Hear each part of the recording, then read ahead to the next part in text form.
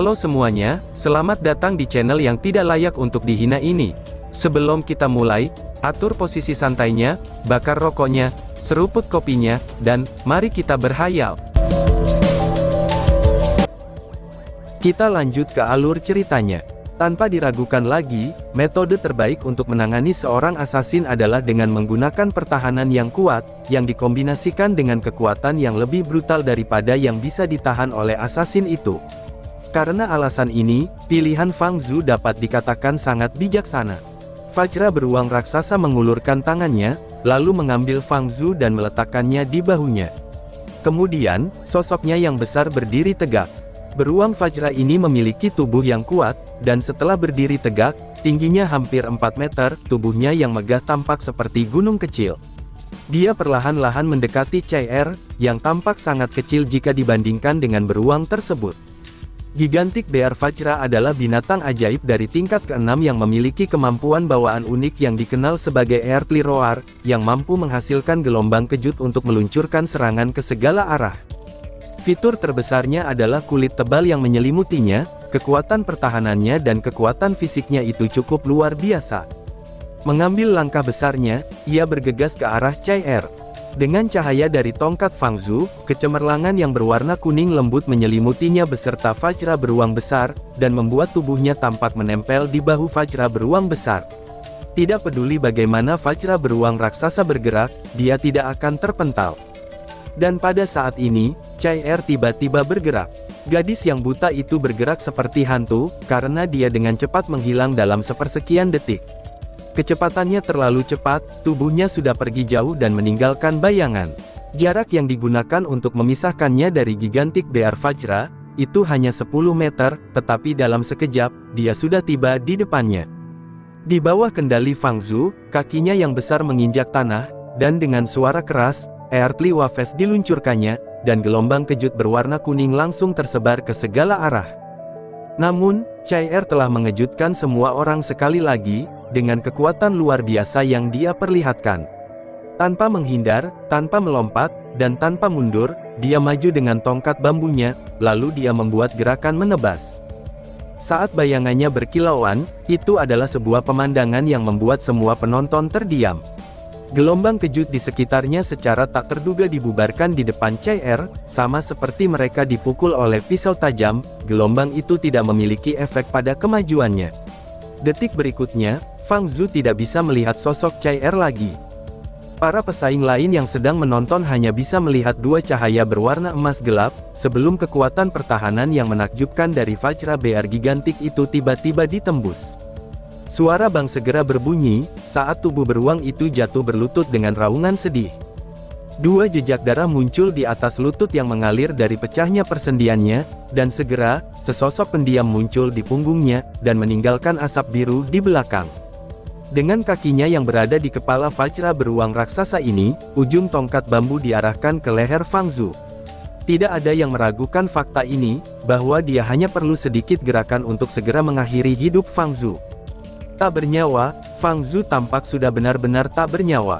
Dia tidak pernah menyangka, bahwa dia akan dikalahkan dengan sangat mudah. Vajra beruang raksasa begitu mendominasi, sehingga tidak ada seorang pun sampai sekarang yang memiliki peluang sekecil apapun untuk melawannya. Vajra beruang raksasa dengan enggan menggerakkan telapak tangannya, lalu mengarahkan ke bagian atas kepalanya sendiri, tetapi respon Chai-Er tidak lebih lambat dari serangan sang beruang. Dalam sepersekian detik, semua orang melihat bahwa tubuh Chai-Er menyala dengan kilau berwarna emas gelap, lalu tubuh Vajra beruang raksasa itu membeku, dan sepasang cakarnya yang tebal jatuh ketika darah mengguyur dari mulut dan hidungnya. Itu sudah jelas, beruang itu sekarang sangat terluka. Aku mengaku kalah, ucap Fang Zhu dengan lesu, dan melepaskan tongkatnya. Dia telah kalah, dan di samping itu, dia juga sangat menyedihkan. Dari awal hingga akhir, dia pada dasarnya tidak bisa menahan sedikit pun, ucap penonton. Dari peron, Kaisar Spiritual Sansui berkata dengan agak lamban. Apakah itu energi spiritual? Mengapa itu berwarna emas gelap? Ucap Sansui. Ying Sui Feng meliriknya, sebelum dengan acuh tak acuh tersenyum dan menjawabnya. Aku juga tidak tahu, jawab Ying Sui Feng. Dengan cepat mendarat di tanah, Chai tidak mengatakan apa-apa saat tongkat bambu mengetuk tanah, dan dia dengan tergesa-gesa berjalan ke ruang tunggu. Pemenangnya, Chai, ucap wasit. Wasit dengan kagum menelan ludahnya sendiri. Pertempuran ini tampak sederhana dan cepat. Di depan Chai, baik Fang Zhu dan binatang pemanggilnya, mereka tampak sangat menyedihkan. Ruang tunggu itu benar-benar menjadi hening untuk sesaat. Tampaknya, semua orang bisa merasakan lehernya menegang. Saat mereka mengikuti sosok Chai dengan mata mereka, Chai yang akan kembali ke ruang tunggu, bahkan napas para pemuda dari pesaing lain menjadi sangat berat. Kecepatan, serangan, dan niat membunuhnya sangatlah dingin dan kuat. Tak satu pun dari aspek ini yang terlewatkan, untuk memberikan tekanan besar pada mereka. Bahkan jika mereka tidak berpartisipasi dalam pertempuran sebelumnya, hati mereka pada akhirnya menjadi tidak tenang. Terlalu tangguh. Jadi, kuil assassin memiliki keberadaan yang begitu hebat di dalamnya, gumam Yang Wenzhao. Leher Yang Wenzhao juga mengencang, dan rasa sakit muncul di dadanya. Dan keraguan pun muncul dalam dirinya. Bahkan jika dia menggunakan tunggangannya, apakah dia benar-benar bisa bertahan di bawah serangan gadis ini, pikir Yang Wenzhao. Chai menggunakan tindakannya ini untuk menunjukkan kepada mereka penampilan anggunnya sebagai seorang assassin. Long Hao Chen menatap tajam ke arah Chai yang kembali ke sisinya, sebelum dengan tenang duduk. Meskipun dia tidak memiliki perasaan tegang ini di lehernya, pandangannya tentang Chai telah berubah sepenuhnya. Perlahan-lahan menundukkan kepalanya, dia tidak menatapnya, tetapi diam-diam memikirkan sesuatu. Sebuah tangan kecil yang lembut diam-diam mendekati tangannya sendiri, karena Chai tidak mengatakan apa-apa, tetapi dengan gesit menyentuh telapak tangannya dengan telunjuknya. Long Hao Chen, yang awalnya merasa suram jauh di dalam lubuk hatinya, kini telah diaduk oleh riak yang menggerakkan perhatiannya. Dia menulis kata-kata dengan jarinya. "Ada apa denganmu?" ucap tulisan Chai. Membaca 5 kata ini dengan perasaan gatal, suasana hati Long Hao Chen segera mereda. Long Hao Chen menarik tangan kecilnya, dan di tangannya yang lembut ia menuliskan sesuatu. "Melihat kamu begitu kuat, apakah kamu masih membutuhkan perlindungan aku?" ucap tulisan Long Hao Chen. Tangan Chai mulai bergoyang sedikit, ketika dia membalikkannya dan menulis. "Apakah kamu menyesali janjimu?" ucap tulisan Chai. "Tidak," Long Hao Chen berkata tanpa berpikir sambil mengambil tangannya, dan menulis pada tangan yang lembut ini. "Aku tidak akan pernah menyesalinya," ucap tulisan Long Hao Chen. Chai menjadi diam sambil memegang tangannya dengan erat. Setelah sekian lama, dia mulai menulis sekali lagi di tangannya. "Apa yang kamu lindungi dariku, bukan hanya tubuhku, tetapi juga hatiku," ucap tulisan Chai. Long Hao Chen bergidik lembut setelah membacanya, dan segera mengukir kata-kata ini di dalam hatinya. "Apa yang kamu lindungi dariku, bukan hanya tubuhku, tetapi juga hatiku."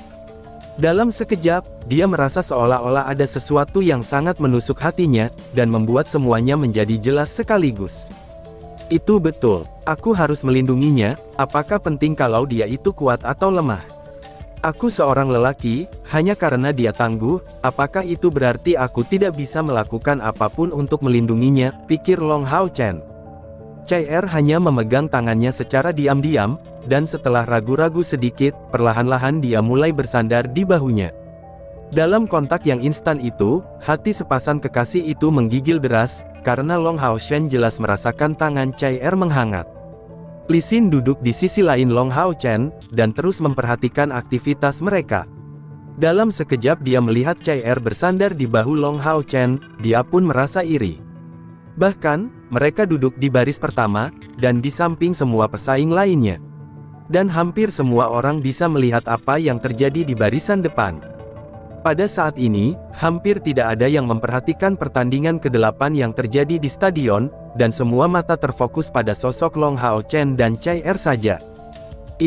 Apakah itu assassin wanita tangguh, yang menunjukkan kekuatan seperti itu terus-menerus, dan menampilkan kekuatan luar biasanya? Dia, bagaimana mungkin dia bertindak tanpa malu, dan penuh kasih sayang di sebelah pria ini, ucap penonton. Melihat pemandangan indah Chai yang pemalu dan cantik itu bersandar di bahu Long Hao Chen, sebagian besar penonton merasakan kesan, bahwa Ratu Assassin yang luar biasa ini telah dirusak. Para pesaing kini berubah dari 16, kini menjadi 8, karena pertandingan akhirnya telah berakhir. Meskipun tampilan dari kuil ksatria tidak begitu baik, mereka masih berakhir dengan 3 orang yang lolos di 8 besar. Kuil assassin memiliki 2 orang, dan kuil mage, kuil pemanggil, dan kuil prajurit masing-masing 1 orang. Pada hari berikutnya, pertandingan untuk 4 besar akan menjadi lebih intens, dan akan ditentukan seperti sebelumnya secara acak, dengan undian-undian yang akan menurunkan lebih jauh jumlah pesaing. Dan pada saat ini, dialog yang tak terelakkan terjadi. Kali ini, Long Hao Chen dan Chai Er tidak pergi sebelumnya, sebaliknya, mereka adalah orang yang terakhir pergi.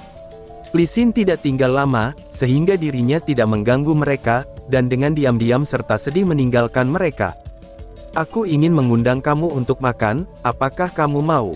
Long Hao Chen bertanya dengan suara rendah kepada Chai Er, yang masih bersandar di bahunya. Tubuhnya benar-benar kaku, dan dia berusaha memeluknya untuk sekali lagi merasakan pinggangnya yang ramping dan lembut. Tetapi pada akhirnya, dia tidak berani melakukannya. Chai Er perlahan-lahan mengangkat kepalanya, dan duduk dengan tegak. Wajahnya ditutupi dengan cadar yang tipis, saat dia dengan ringan menggelengkan kepalanya. Tidak, aku akan pulang cepat. Sisa kompetisi lebih penting, kamu harus menjaga diri kamu dalam kondisi yang baik, jawab Chai Er. Merasa cukup kecewa, Long Hao Chen merespons dengan satu suara. Telinga kecil Chai Er bergetar ringan, saat dia bergumam dengan suara yang sangat rendah, mungkin kita tidak akan punya banyak waktu untuk melakukannya nanti, gumam Long Hao Chen. Long Hao Chen, ucap Chai Er, dia cukup perseptif, dan berbalik ke arahnya begitu dia mendengar suaranya, dan langsung meliriknya dengan kedua matanya. Chai Er, aku, ucap Long Hao Chen dengan panik. Chai Er agak curiga sambil mengangkat kepalanya, dan menatap langsung padanya. Iya. Long Hao Chen meneguk air liurnya, sebelum ia memberitahunya dengan penuh keberanian. Apa yang ingin aku tanyakan adalah, jika aku bisa mendapatkan tempat pertama, apakah kamu membiarkan aku untuk memeluk kamu, ucap Long Hao Chen. Apa? Ucap Chai Er yang tiba-tiba tersentak kaget, ucapan Long Hao Chen ini menakutkan, sampai-sampai membuatnya berdiri saat dia melambaikan tangannya berulang kali dan berkata, "Maaf, aku terlalu menyukaimu. Ambillah tempat itu, seolah-olah aku tidak mengatakan apa-apa, dan jangan marah." Balas Chai Er. Meskipun Chai Er buta, dia saat ini dapat dengan jelas merasakan penampilan dari Long Hao Chen yang tulus dan takut saat ini. Dengan tawa kecil, dia secara perlahan mengangguk, dan mengeluarkan sedikit suara eham. Kemudian berdiri, dia mengetuk tanah dengan tongkat bambunya, dan meluruskan postur tubuhnya, bergerak cepat dan anggun hingga seperti hampir terbang.